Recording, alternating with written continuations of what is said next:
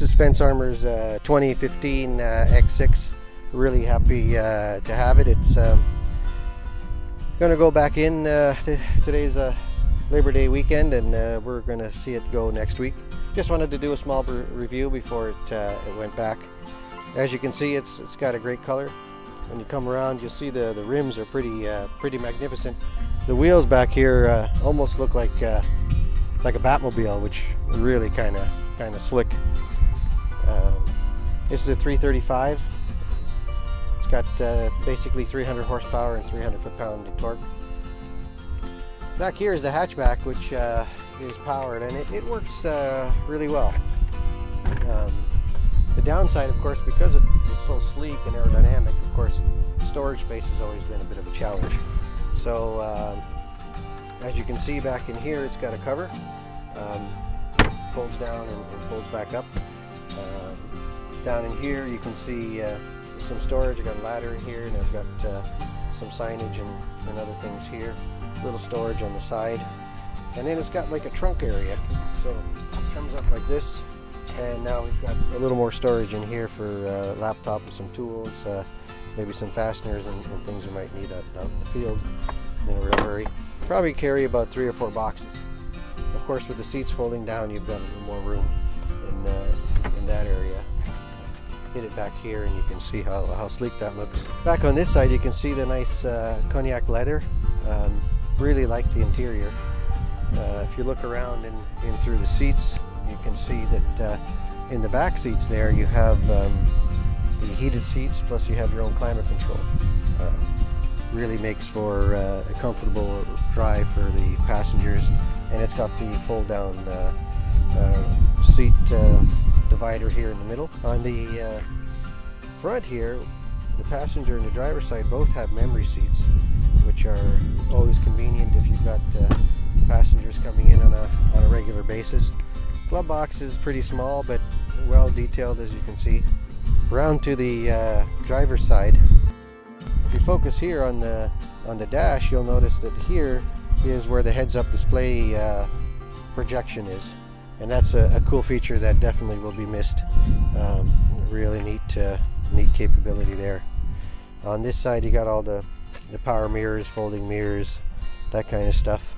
We'll go cover a couple of the technical details on the vehicle with its dash.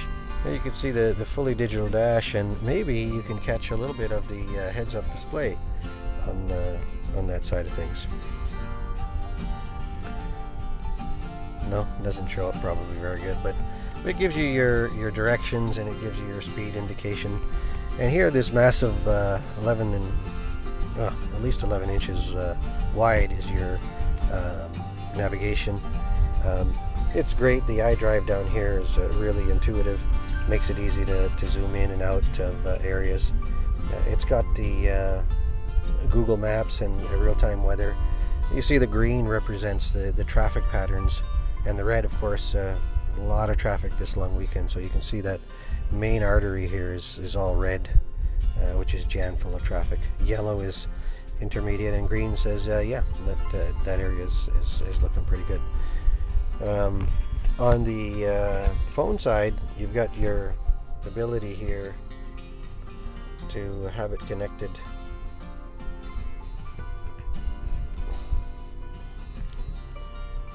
It decides to connect here for some reason. So that's the BMW app, and the BMW app gives us a status of our fuel, gives it the connectivity that will allow us to see what's in our calendar, and real easy, we can go to hit our telephone, and then I've got all my contacts in there.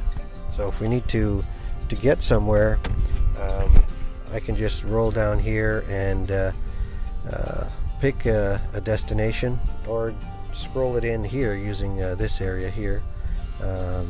So wherever we select here, you can dial, and it'll dial. If I hit nav, it's the same kind of idea. On the nav side, we can again go to our address book, find those contacts same way as we did before, and in here, if I have an address for them, I can go ahead and select that address right from my phone, and it'll start the guidance based on that information. So really easy to select your waypoints and get to your destinations on your sales calls. Of course, your climate control is all independent. It's got a DVD, but nobody uses that really. But you physically could watch a movie in here if you were parked. Connection and storage in through here are pretty clean. Not a lot of room, certainly not cavernous, but enough to hold a phone and maybe a pop. It's cooled in here, so your devices stay nice and cool. In here, you've got some storage for some pop.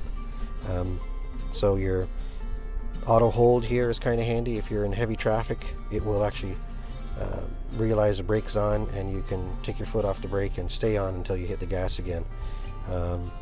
And here you've got your camera views for your rear.